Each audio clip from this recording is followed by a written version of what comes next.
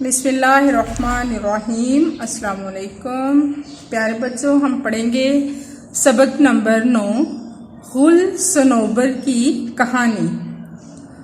हम पढ़ेंगे सफ़ा नंबर 43, 44। देखिए, अब हम पढ़ाई करते हैं। एक 12-13 वर्ष की बच्ची जिसका नाम सनोबर था और दूसरा उसका भाई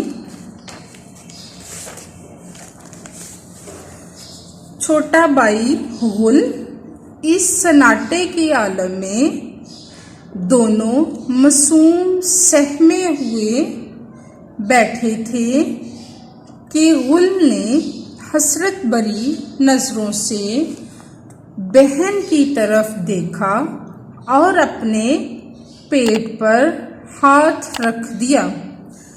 सन्नाटे के आलम में खामोशी के आलम में मासूम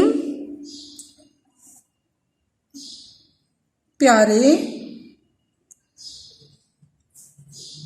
हसरत भरी नजरों से, आस भरी नजरों से या उम्मीद भरी नजरों से सनोबर समझ गई गुल भूखा है।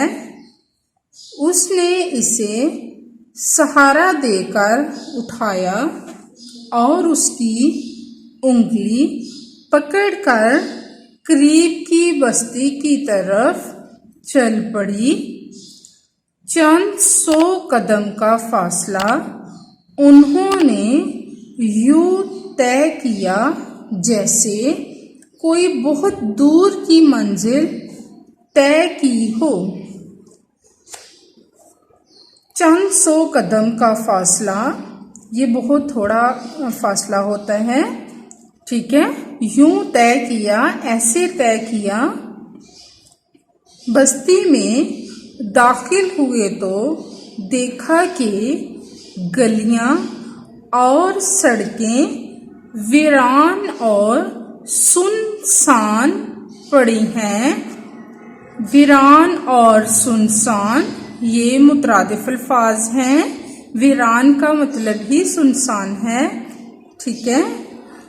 दूर दूर तक कहीं आदमजाद का निशान नहीं। आदमजाद, आदम की औलाद या इंसान। मरने वाले मर गए और जो जीते बच्चे वो लाशों को बेगोरो कफन छोड़कर ना जाने किधर निकल गए। तभी सनोबर गुल को सहारा दिए अल्लाह के भरोसे पर आगे बढ़ती रही।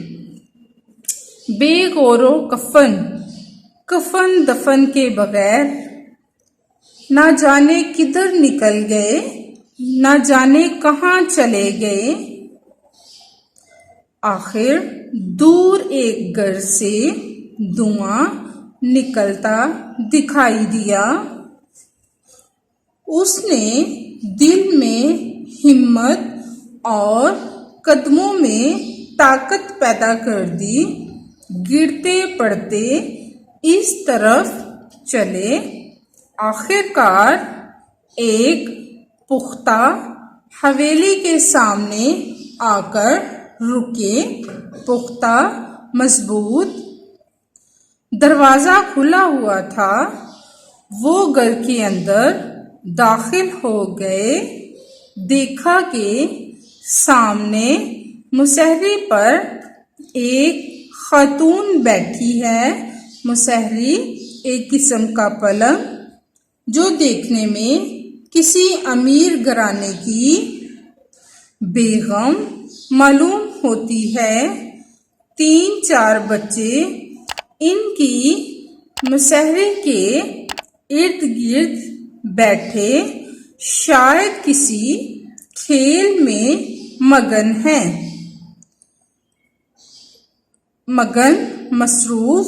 सनोबर आगे बढ़ी, बेगम साहबा को सलाम किया और कहा, शुक्र है कि आपको और आपके बच्चों को अल्लाह ताला ने अपनी हिफाजत में रखा। हिफाजत पनाह। हम दोनों बहन भाई हैं। अपनी सारी बस्ती में बस हम दोनों जिंदा बचे हैं। मेरा छोटा भाई बहुत भूखा है। अगर आप इसके लिए खाने का इंतजाम कर दें तो आपकी बहुत बड़ी अनायत होगी। इंतजाम, बंदोबस्त, अनायत, मेहरबानी।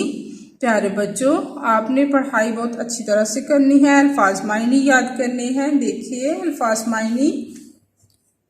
सन्नाटे का आलम, मुकम्मल तौर पर खामोशी, आदमजाद, इंसान, आदम की औलाद, बेगौरो कफन, कफन और दफन करने के बगैर, मसहरी, एक किस्म का पलंग, मसरूफ, मगन, काम में लगा हुआ, अनायत, मेहरबानी।